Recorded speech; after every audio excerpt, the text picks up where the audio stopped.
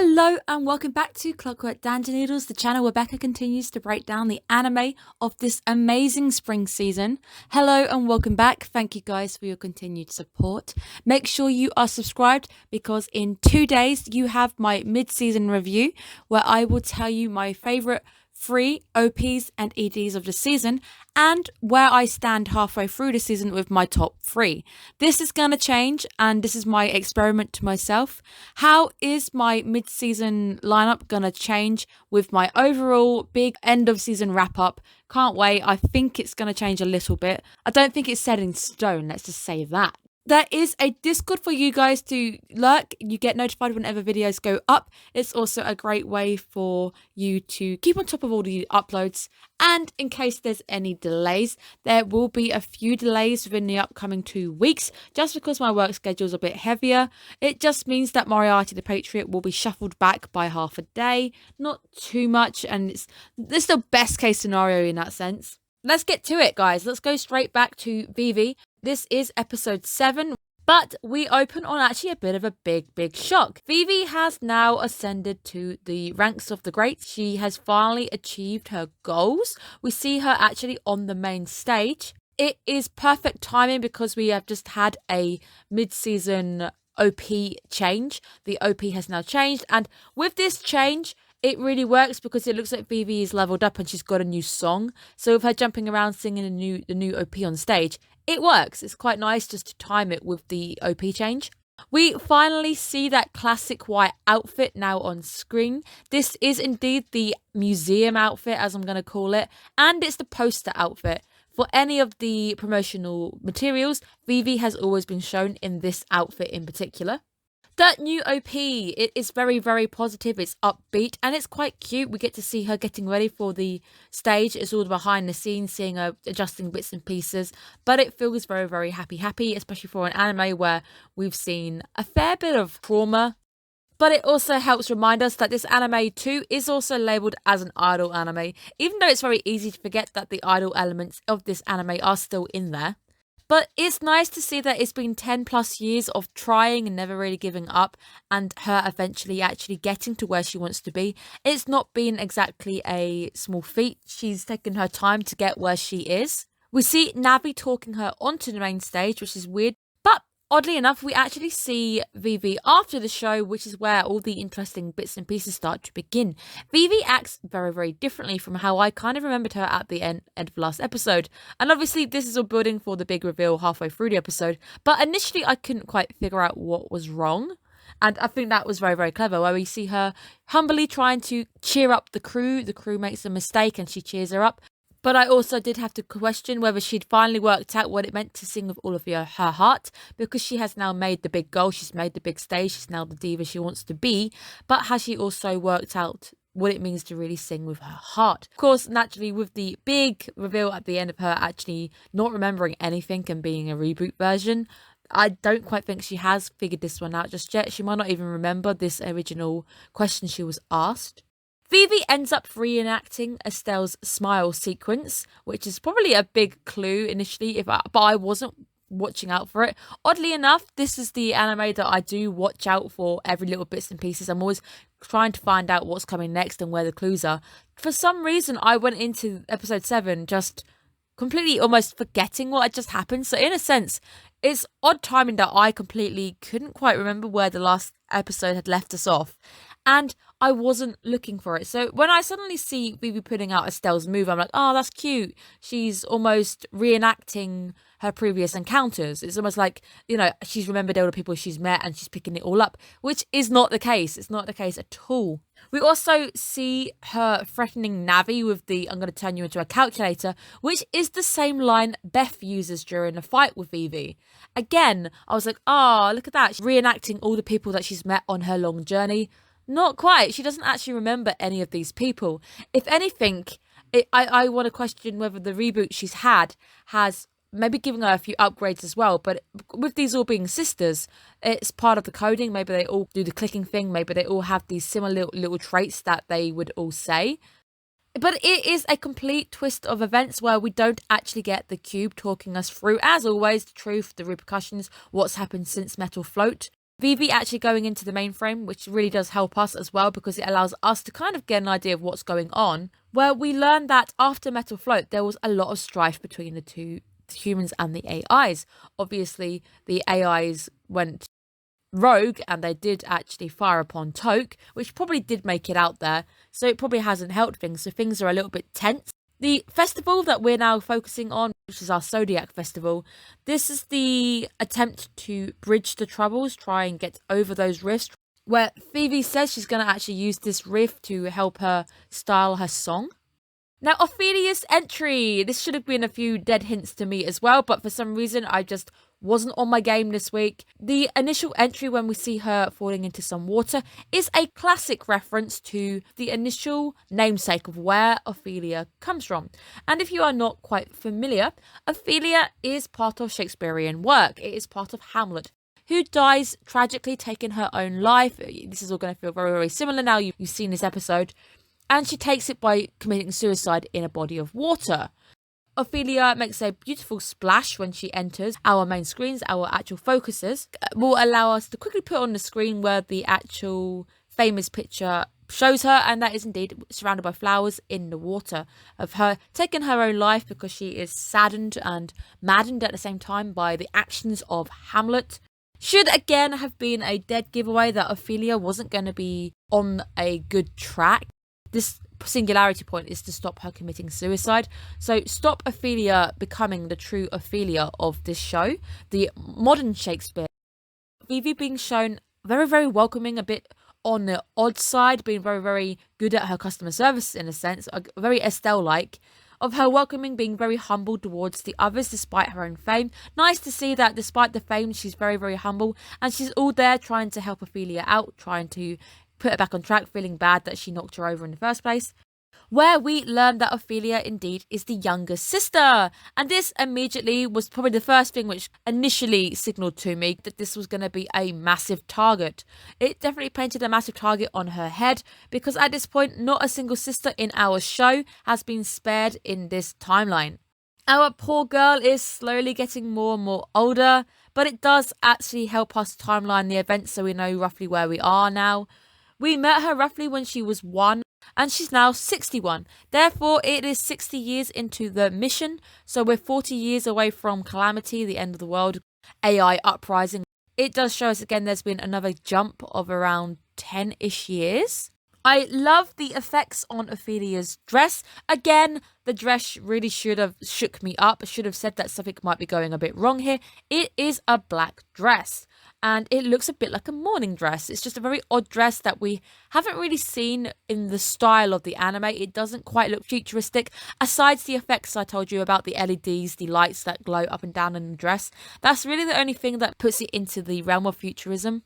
I really like the stage effects they used during this sequence as well. But initially, as I've put right here, the first red flag, well, this was a red flag which I picked up late, and then this is when I started looking for it. But I've tried to mention there were many red flags earlier before even this red flag appeared. It is Ophelia's reaction to being told that's exactly what we want to hear for the real performance. Her reaction seems very, very odd. She looks super angry. She looks almost irritated by being told this. She also initially told Vivy, my goal is to be seen as myself. Wondering if she's being compared to the likes of Vivy and her older sisters. Maybe the pressure of being related to such highly appreciated idols like Estelle, Vivy. Maybe that's all starting to fall upon her, become a bit of a stress. Normally it is the young sister who gets compared to the older sister's accomplishments. Then Vivy spots a familiar face. However, I'm a bit confused because at that distance it really didn't quite look like our boy because he looks super young. He looks like he's had a facelift. We saw last episode that our boy was aging. He had stubble. He was definitely looking his age. At this point now, he's really looking like a young character. So there's something definitely going on here. We get our obligatory eye shot that we always get every single week just because it is Vivy and Wit is showing us that they can draw. This week looking like a watercolour piece, looks absolutely gorgeous. But it really did at this point start to feel a bit odd. We don't have the cube floating around. We haven't seen him at this point. And I was like, oh, where's the cube? Is he going to be making an appearance? And I did start to wonder. Up until this point, we've seen that some of the events have been coming quicker and faster. So I was considering that maybe the cube wasn't even awake. Maybe he was waiting for a certain time to wake up. And all these events are now speeding up so fast that he wasn't even aware that this was the next singularity point. So there's a possibility he wasn't awake. However, this obviously isn't the case. And literally about a minute later, we do actually see our cube for the first time. And it does finally start to put the story in place. But it was an interesting thought I had. Perhaps this next moment is a Toke attack because obviously we are following our possible Toke man. And then he runs off, and then something breaks above her, which forces her to move on her own. And then our cube appears. But this is when things start to click. I started to realise exactly what was going on. He tries to deny his own ID from her, and at the same time, Vivy doesn't recognise him. She doesn't even recognise who she is, doesn't recognise him at all, or the name Vivy. Navi did initially say Vivy froze. Vivy essentially had to be rebooted. As we saw at the end of the last mission, we saw her really disturbed by the end of last week's episode. She had the blood on her hands and she broke down. Well, it looks like she may have actually physically broken down fully.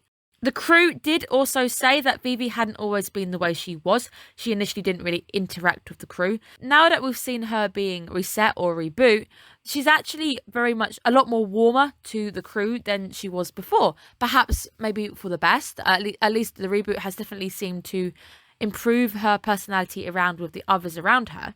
But again, with the water, yet more foreshadowing, which I really didn't pick up on, oddly enough. Our poor Ophelia ending up once again in water, really mimicking her namesake. The conversation with Ophelia about the idea of memories actually starts to confirm the idea that Vivy no longer remembers any of the past, doesn't remember any of the past missions or anything.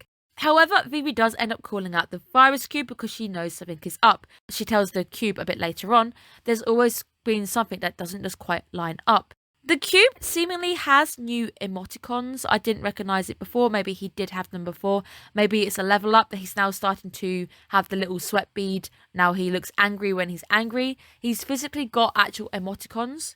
Vivy, absolutely full of spice this episode. She ends up realising that the cube wasn't going to let her die. So she ends up abusing this to try and get a little bit more of what she needs, and she makes it work in her favour. But it's the action sequence for this week, and it's fantastic to see the cube actually doing the saving this week as he tries to stop 80 kg of AI hitting the floor and damaging itself. Vivy's plea to the cube is actually quite heartfelt and a bit of an odd one, because initially how she really didn't want to be involved with the cube, she didn't want to get involved. It now seems to be almost the opposite, even though I know she's rebooted and she's kind of gone back to square one. But this time, it seems like she does kind of remember something, and she is trying to reach out to the cube, and she is quite adamant when she says that I want to go with you, I want to help you. She says that there's always been a reason within me. There's always been something inside me that I do not know. Maybe you know the person who is within me. Possibility that Vivy, even though she's an AI, feeling detached. The reboot is a very significant thing. We are seeing quite a bit of a change, and even I thought, Vivy's changed this episode. It's very weird. She's not acting the way I remember her acting. But it is also quite iconic because last week's episode centered around Grace being rebooted, reprogrammed for a new purpose. The idea of having a mission wiped away just in the blink of an eye. And that's exactly what happened to Vivy. She was rebooted. But she even says something was never right. Something was always kind of out of place. So she always doubted something. So even if she's being rebooted, this does start to lead little questions like, is there more going on with an AI? Is an AI really just a robot? Interesting that Vivy is doing the clicking thing. She's clicking quite a bit. And I'm wondering if the reboot, as I said earlier, has put her into an Estelle kind of upgrade. So obviously she is related to all of the current sisters. Is a possibility that this reboot has maybe given her some perks of the later upgrades. Maybe she's picked up a few of these little traits. She seems to be more inspired by Estelle and Beth. We are told that a fatal error caused her to freeze up, and that's when she needed to be rebooted completely. This fatal error was perhaps the idea that a human got injured, a human ended up dying, perhaps due to her own actions. There was human blood upon her hands. We know the AIs are there to serve the humans. They are there to ensure that the humans are happy and they smile, and Vivy says that her mission indeed is to make people happy through her singing, which again shows us that the mission is still the same regardless of what's going on. That mission will always remain the same because that is the programmed mission. The cube confirms that this indeed is our next singularity point. Of course it is, because we've seen the tote guy. The tote guy is always involved in these singularity points. We've now got a new sister. Again, something bad is going to happen with the new sister. Something has tried to attack Vivy, all hinting that something was definitely happening. Vivy, being absolutely adamant that she's going to go along and help the cube, is a nice 360 on how we first ever saw her in episode 1. And it's interesting because she's doing this knowing nothing. Regardless of the fact that she knows absolutely nothing, she is still adamant to go out and try and help. She realises that she wants to help. There is almost a drive to help out. We finally get the massive irony, the singularity point, the thing we are trying to prevent this week. It is indeed our suicidal Ophelia. So she really is living up to her namesake. The idea of this woman who ends up so heartbroken over Hamlet's actions. She ends up taking her own life in a pool of water, which is probably how she would have probably done it if we actually fail and do not save her, as now Vivy and the cube are now on the mission to try and prevent this. It is interesting that that's probably how she would have done it, and there's been a lot of links and foreshadowing to water. The Ophelia link is interesting as well, and the idea that she's going to be the first suicide amongst an AI. This then leading us down into some very grey zones, some very interesting philosophies here. Whether an AI really can feel more than just it is, because an AI isn't supposed to commit suicide. It's not programmed to commit suicide. It's not part of the programming. You don't create an AI to do so. This is going to be the first time where things are shaken up. So naturally, we need to stop her committing suicide, because it's really going to shake up the world if an AI suddenly has the free will to do so. I can imagine what this really means. We can imagine the implications. If an AI robot suddenly takes its own life, we know that there's something more to AI. We know that they might be able to develop their own free will, their own personalities. They might, as we see, Ophelia wants to be seen as herself. It is yet another sister in the centre of attention once more. And thus ends our episode. It has been a very interesting episode, and it's very shocking, almost a shock to the sense that we start in a very different way and the cube's not there to give us the lowdown. We don't start with our timeline pre-handed to us, but they do cleverly give us all those informations in another way. So the AI mainframe steps in for the cube for a bit, and we get a bit of information since what happened to the metal float, the last event on our timeline. It makes sense. It makes sense that Vivy would be interested in this event because it's relatively recent as well. We get a little play on her age, which then gives us the idea of how far we've gone ahead. So instead of the cube going, oh yeah, it's 5 years, it's been 10 years, this time we just get a play on her age as the AI looks up to an older AI, and we get the age. Therefore, we, the audience, if we're on the ball, and I was, but I wasn't in the right places, we can stay on the ball and we can go, oh, it's been this long since the last event, and we know we met her at this age. So you can kind of see how the journey is going. It's a great episode. It's really clever. It was a shock to the system not seeing the cube there. And the way that he gets pulled in later is quite nice, knowing that he's still watching over her, even if she doesn't quite remember him, which must be quite sad for him as well, because I do think even though they've had a bit of an interesting relationship up until this point, there's been times where the two do work quite nicely together. Even though, admittedly, I do not trust him still. I still don't trust him fully. He's the only link to the future and what's going to happen. And a lot of the times, he's starting to become more and more wrong. So a lot of the predictions he's done haven't quite played out the way he said they are. And it seems to be speeding things up. So I keep saying, I feel like the war is coming closer and closer. And it's not going to be 100 years. It's going to be like 80 years or something. This singularity point, the idea that an AI is going to commit suicide, does raise some very philosophical questions that a lot of people like to ask, whether AI will ever become self-conscious, will start thinking for itself. It's also something that a lot of people fear. People fear the idea of their smartphone getting more and more smart and developing its own conscious. People are scared of things becoming more powerful than them as well. Very, very interesting to see that we're starting to dive into the idea of an AI becoming more than just an AI. And there's been a few times, especially with Vivy and the way she acts or the way she remembers something, there's been times when I've gone, is that really just coding? There's a lot of times in this anime in particular where I go, that's got to be something a bit more than just coding and numbers. So I can't wait to see where we go next episode. Are we going to be able to prevent the suicide of Ophelia? Regardless of how this one ends up, we are still going to be going down that route of AI being more than just robots. Quite an interesting route we're starting to turn, a bit of a dark turn. And it's going to be interesting to see if Vivy can ever remember any of the stuff that she's been through.